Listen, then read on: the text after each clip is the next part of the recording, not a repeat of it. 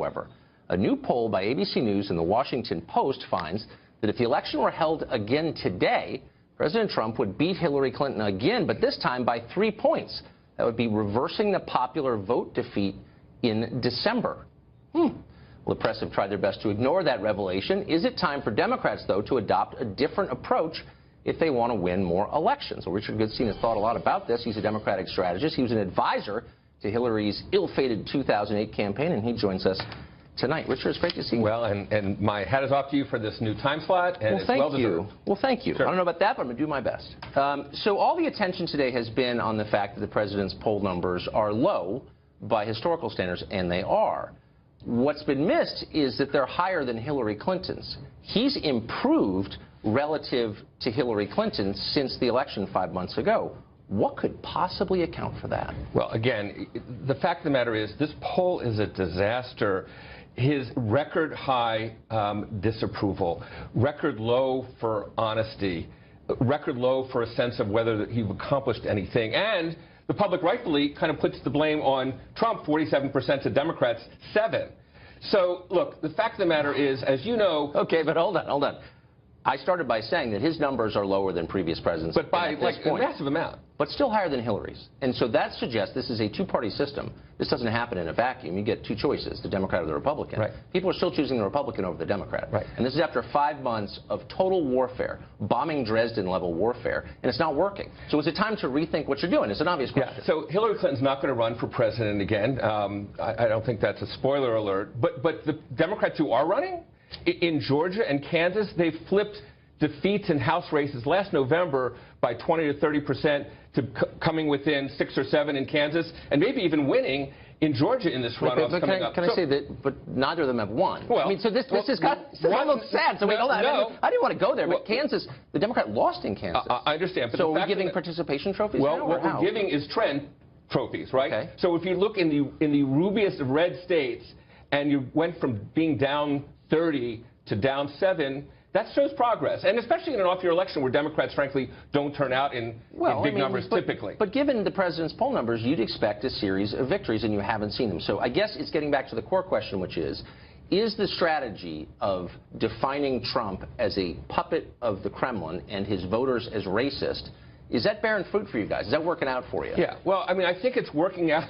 First of all, put the racist stuff aside, okay? Well, it's kind of hard to do that since your last candidate called them racist, and every Democratic leader since then has called them racist. So clearly it's not working, is it? We'll find out when this Russia investigation is over whether or not he engaged in treasonous behavior or it was merely his campaign staff, because what the FBI director has said is that's what's under investigation. Wait, so you're still going with that treasonous behavior? Well, we know that. I mean, that's by definition. So I didn't even want to go here because I like you, and I didn't think you really believed that. It's hard to tell whether it's a talking point or whether it's a symptom of something. No. But no. So here you have a president who has moved the United States into real conflict with Russia by bombing Syria, and the Russians themselves are saying we've never been closer to war in the past 20 years. Right. That's what collusion looks like? I will say that the fact that we can talk about the risk of nuclear war, whether it's Russia or Korea, is itself a demerit, huge demerit. But you're arguing both sides of the argument. You're arguing that he's a pawn of the Kremlin and that he's bad for being too mean to the Kremlin. I'm saying the Russians didn't quite know what they were bargaining for. At the time, what they were bargaining for is evidenced by the fact that the Podesta emails from WikiLeaks dropped an hour after the Access Hollywood tape. The Russians are smart. They're not that smart. They were colluding, I submit, with people who knew enough to say, now's the time. So I'm having trouble following this theory, and I'm not going to keep torturing you here, but you're basically arguing that Trump is an agent of Russia. But whoa, slow down now. Now he's a double agent working against Russia. Is that how the conspiracy... I don't watch MSNBC, so I'm not sure the details, but you tell me. Is that what you're arguing? I'm saying that at the time, when he was saying all these very smoochy things about Putin, they thought they were going to get somebody that was very much in their corner. What they've gotten is somebody who's rather unpredictable, who's scaring other world leaders to death, whether they're typically on our side or not. So your theory is silly. So what you're saying? I mean, look, I mean, that's totally fair, but he can't be both. He can't be both a pawn of Russia and an opponent of Russia, I would say. But let me just ask, is somebody going to rethink, look, let's be totally honest. The Democratic Party represented the middle of the country for generations, working people. It no longer does. It's hostile to them, and it's openly hostile. And that's not working. You're losing elections that you should win. Yeah. Is anybody in the party looking at that squarely in the face and saying, we got to fix this? Yeah. And who are these people who are thinking about it? Donald Trump has not expanded his base one iota since getting 46% of the vote. Remember, the people who run against him got 54. It seems to me that this White House... That was enough. It barely was enough by 0.3, by 0.4, by 0.7 in Wisconsin, Michigan, and Pennsylvania. Great. Are you going to predicate a re-election strategy on the fact that, again, you're going to have a Jill Stein and a Gary Johnson? You're missing it. No matter how weak the president may be, no matter how weak he was as a candidate, and you could argue, he made some missteps as a candidate, some real ones. And lost by 3 million votes. He still won the presidency. Now, you can try to pretend that it's not real because he didn't win the popular vote, but it's entirely real constitutionally. Absolutely. And he sits in the Oval Office and Hillary doesn't. Absolutely. So you can be a weak candidate and win if you're running against someone weaker. And so I'm just looking for some glimmer that Democratic talking points are not simply aimed at Tom Steyer here, that it's not just donors you're talking to, but voters. What's the pitch to voters? How are you going to raise their wages? The evidence that voters are actually responding to whatever the Democratic message is was the Women's March the day after the inauguration, was even this march this past weekend around the country. Right? And the fact that these town hall meetings, people are showing energy. What was the point of the Women's March? I'm not attacking it, okay? I guess all my neighbors went. But what was if you could narrow down to one policy point, the March on Washington was for the Civil Rights Bill. I get it. The Women's March, again, not attacking it, but I'm a little confused as to how it articulates the Democratic vision. Donald Trump demeaned women. I'm putting Access Hollywood aside. Demeaned women throughout the campaign. And this was an affirmation saying, we're not going away. You're going to have to deal with us. You may not believe that, but that's, in a nutshell, what that was about. Then if you could deal with this fact, Donald Trump won the majority of white women in the last election. What do you mean? Are they stupid? Are they voting against their own interests? Are they crazy? Are they bigots? I mean, how do you account for that behavior? I mean, you disagree with me. The Comey letter is what tipped that scale.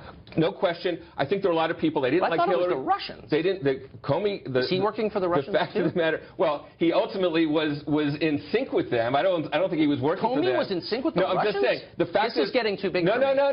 Okay. The Russians did what they did, right, through WikiLeaks, which Trump trumpeted until the other day when he said he didn't think maybe they should be investigated. Okay. And then the Comey letter, absolutely. But were they working in concert? No, of course not. No, but you're the one who alleged it. I said, and was the Trilateral Trilateral Commission part of this? In parallel. Okay. The fact is the Comey letter unquestionably is what sold it. But at some point, actual voters had to cast actual votes based on what they perceived to be their self-interest, and the majority of white women voted. It's a big group. They voted against Hillary Clinton. Absolutely. And so my question is why? Until you know why, you can't really kind of progress. Is it because they're just bad people? That seems to be the Democratic message. We don't want you if you voted for Trump because you're morally impaired. Is that what you're saying? I think the fact of the matter is, the Hillary Clinton campaign and Hillary herself did not do a good enough job putting forward an affirmative message, and therefore, whether it was emails or everything else that was the incoming that they didn't deal with satisfactorily, these 53% of white women basically said, you know what, we're not happy about either. We're going to take a chance on Trump because we just don't like the way things are going in Washington. Here's what's ominous. This is my last question. It's sincere. So I think the Democratic Party needs to win people it didn't win, obviously. And a lot of them are in the middle of the country. They're more traditional. They may be liberal in economics, but they're not super liberal on the social issues. Tom Perez, the leader of your party, just announced today that people who oppose Roe v. Wade, pro-lifers, are not welcome in the Democratic Party. Only, apparently, secular lifestyle liberals are now welcome.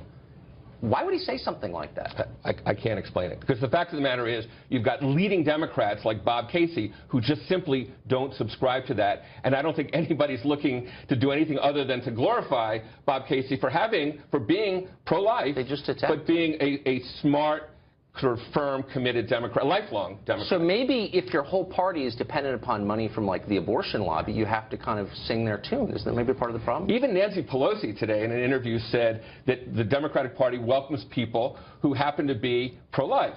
I mean, it's not where she comes out, but she's saying we want them. Remember when Rahm... No, but not people. That's not what she said. She did not say people who disagree with the Roe v. Wade decision, which 40 years later is still controversial for good reason. They're not people of good faith, too. You can't say, I think Roe v. Wade was wrongly decided, and be a Democrat. That's what the leadership of your party is saying. Well, again, the fact of the matter is they're not showing Bob Casey and others like him the door. They welcome people like that. The fact of the matter is the challenge will be... they do. I mean, by attacking him. It's very clever. Yeah, well, be that as it may, I think they're going to show his support when he runs for re-election in 2018. I think that will be the answer to your concern. Richard, you're a brave man. Thanks for coming. My pleasure. Thanks for having me.